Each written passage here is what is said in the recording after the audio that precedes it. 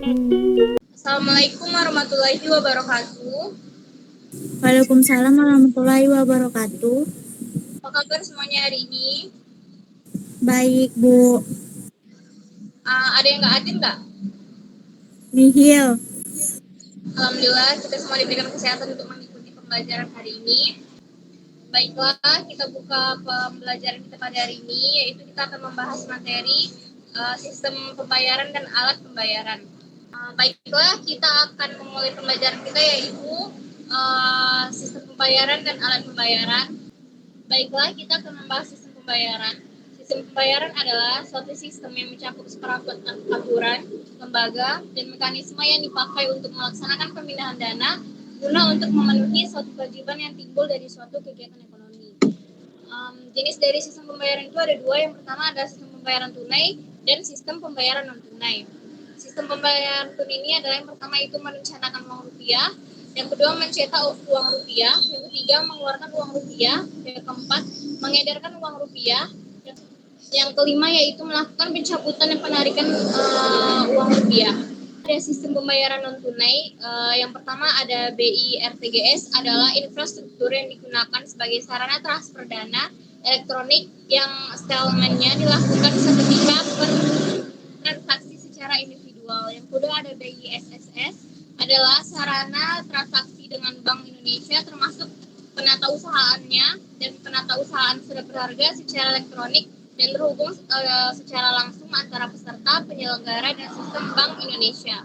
Yang ketiga ada SKMBI, adalah sistem clearing Bank Indonesia yang meliputi clearing debit dan clearing kredit yang penyelesaian akhirnya dilakukan secara nasional. Prinsip dari Bank Indonesia yang pertama ada keamanan, yang kedua ada efisiensi, yang ketiga kesetaraan akses, yang keempat ada perlindungan konsumen.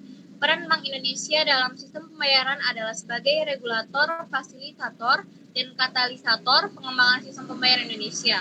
Sebagai regulator, Bank Indonesia senantiasa memastikan proses sistem pembayaran berlangsung secara tepat waktu. Selanjutnya, alat pembayaran.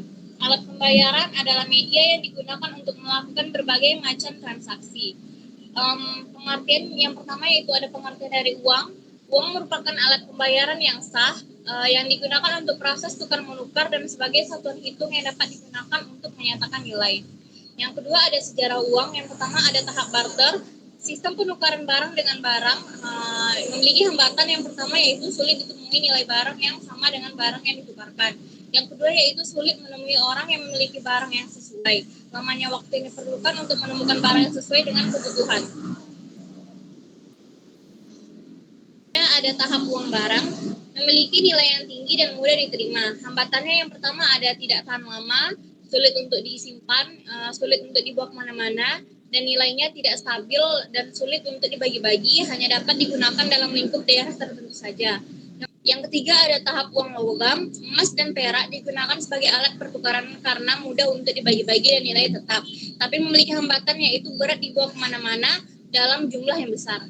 Ada tahap uang kertas, merupakan penyempurnaan uang logam. Keunggulannya yaitu lebih ringan dibawa kemana-mana dalam jumlah yang besar. Berikutnya ada syarat uang. Yang pertama yaitu disukai masyarakat, yang kedua nilai stabil, yang ketiga mudah disimpan, yang keempat memiliki jaminan, kelima tidak mudah rusak, yang keenam mudah dibagi.